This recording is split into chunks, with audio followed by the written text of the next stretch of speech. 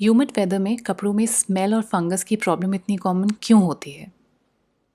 अगर आपने कभी बारिश के सीज़न में लॉन्ड्री मैनेज की है या अगर आप कोस्टल एरियाज़ में रहते हैं या ऐसे रीजन में रहते हैं जहाँ बारिश बहुत होती है, तो आपने प्रॉबेबली ये नोटिस किया होगा कि ह्यूमिड वेदर में कपड़े नॉर्मल वेदर की तरह बिहेव नहीं करते हैं।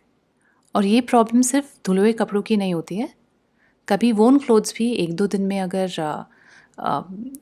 लॉन्ड्री पाइल में पड़े रहें तो वो स्मेल डेवलप करने लगते हैं। और कभी फ्रेशली वॉश क्लोथ्स भी कबर्ड में रखने के बाद अजीब सी स्मेल होल्ड कर लेते हैं। अब दोनों सिचुएशंस का कॉमन फैक्टर होता है मॉइस्चर। देखिए, कपड़ों पर नेचुरली स्वेट, बॉडी ऑयल्स और रेसिड्यू रहते हैं। Even after washing fabric completely कई बार स्टेराइल नहीं होता है। अब ड्राई वेदर में यूजुअली ये इशू क्विकली बिल्ड नहीं होता क्योंकि मॉइस्चर क्विकली इवेपोरेट हो जाता है। लेकिन ह्यूमिड वेदर में हवा ऑलरेडी मॉइस्चर होल्ड कर रही होती है।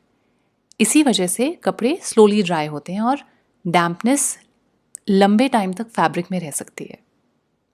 और अगर फैब्रिक थोड़ा स्लाइटली डैम्प हो या एयर फ्लो कम हो या मॉइस्चर ट्रैप्ड रहे तो बैक्टीरिया और फंगस को ग्रो करने के लिए एक आइडियल कंडीशन मिल जाती है।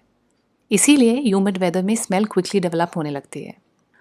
और वो स्मेल मॉइस्चर की नहीं होती, वो माइक्रो ऑर्गेनिजम्स की एक्टिविटी की स्मेल होती है।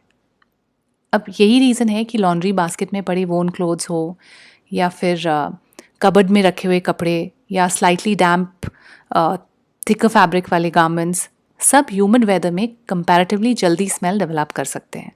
और विजिबल फंगस आने से पहले यूजुअली स्मेल स्टार्ट हो जाती है। इंडियन हाउस होल्ड्स में ये इशू स्पेशली मॉनसून और कोस्टल वेदर में ज़्यादा नोटिसेबल होता है क्योंकि सनलाइट कंसिस्टेंटली नहीं मिलती एक तो। फिर दूसरा ये हो जाता है कि ड्राइंग स्लो हो जाती है और कबर्ड्स भी ह्यूमिडिटी होल्ड करने लगते हैं। इसलिए बारिश के सीज़न में लोग ऑफन क्या करते हैं कि कपड़ों को एक्स्ट्रा टाइम तक सुखाते हैं, फ़ैन ऑन करके छोड़ देते हैं। धूप जैसे ही मिलती है वापस से तो लॉन्ड्री दोबारा बाहर डाल देते हैं। सबसे इम्पॉर्टेंट ये होता है कि अगर आपके कपड़े थोड़ा सा भी मॉइस्चर होल्ड कर रहे हैं तो आप उनको कबर्ड में स्टोर ना करें, क्योंकि ह्यूमिड वेदर में एक्चुअल प्रॉब्लम डर्ट नहीं होती है, प्रॉब्लम होती है फैब्रिक में मॉइस्चर का ज़्यादा देर तक रह जाना।